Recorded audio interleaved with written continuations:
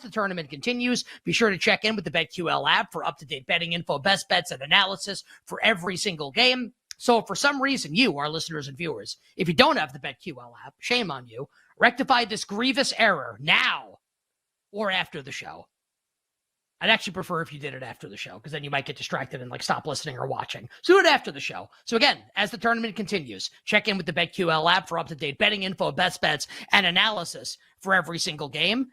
Games like, Ken, UConn and Arkansas, as we move on to the West region here to break this down. These games are going to be played in Vegas, so they're arriving in Las Vegas, Ken, as we leave. Connecticut, the 4th seed in the West region, slams St. Mary's in the second round, advancing to this round, where they will meet Arkansas, fresh off an upset this weekend, of Kansas. UConn at BetMGM, Ken, a 3.5-point favorite, but a juice 3.5, so 3.75 against the Must Bust, the Razorbacks. I like how Eric Musselman's gimmick is taking his shirt off. He's like me in my 20s. Total 140.5 here. P squared, B squared, UConn and Arkansas. Oh, man. Probably the game. I mean, Gonzaga UCLA is the game I'm the most interested in because of money. But if it was not a financially backed decision, and Gonzaga UCLA is a fun game, this is the game that I'm by far the most excited about that's taking place over the next couple days on Thursday and Friday in the Sweet 16 round. I think both teams have absolutely insane upside versus almost every team that's remaining in the tournament.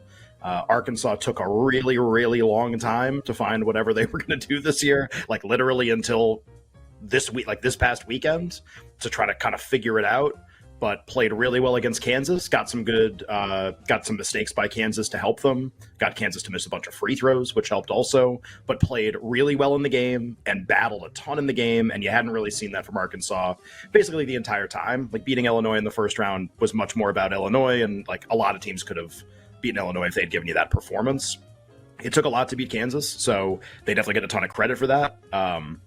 Connecticut's they remain. I did BetQL Daily and a bunch of other media on last week, the day before the tournament, and they said, I forget how they framed the question, but it was something about kind of macro, big picture stuff for the tournament. And I go, UConn is the most interesting team in the tournament by far, because on a sheet of paper, looking at all of their statistics, how they're rated and everything across all publicly available stuff, they look like a team that absolutely can win the national championship. They definitely look like that. They were rated in the market like they were like that. They were not rated like a typical 5 seed or a typical 1 to 4 seed gets rated. They were rated way better than everybody around them from a seed standpoint, and in terms of likelihood to win the region, likelihood to win the title, and that was correct. And I said the reason I thought they were the most interesting team is, despite everything I just said, that they make all of this sense to do all of these great things in the tournament. They're incredibly talented. They were one of the best teams in the country in non-conference play, which is very predictive of who wins the national title.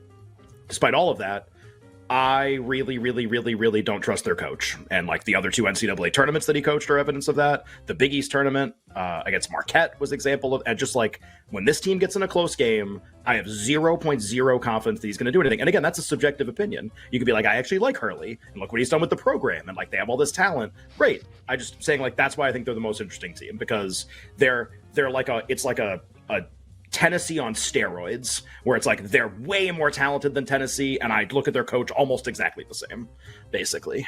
So you get to this game, and I look at this number, and I go they're better than this. UConn's better than this. They should be favored by more, just in terms of the raw difference between the teams. They just should. Their upside is even better than Arkansas's upside. Arkansas's upside is not to win a national, in my opinion, not to win a national championship. It's probably to go to a Final Four and lose.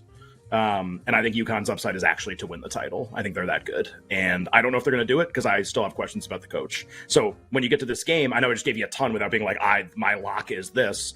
I don't think this game has a lock. What is your lock? I think this is maybe the most volatile game of the entire round. It almost certainly is. I think either team could win by 20. Wouldn't be shocked at all. Wouldn't bat an eye.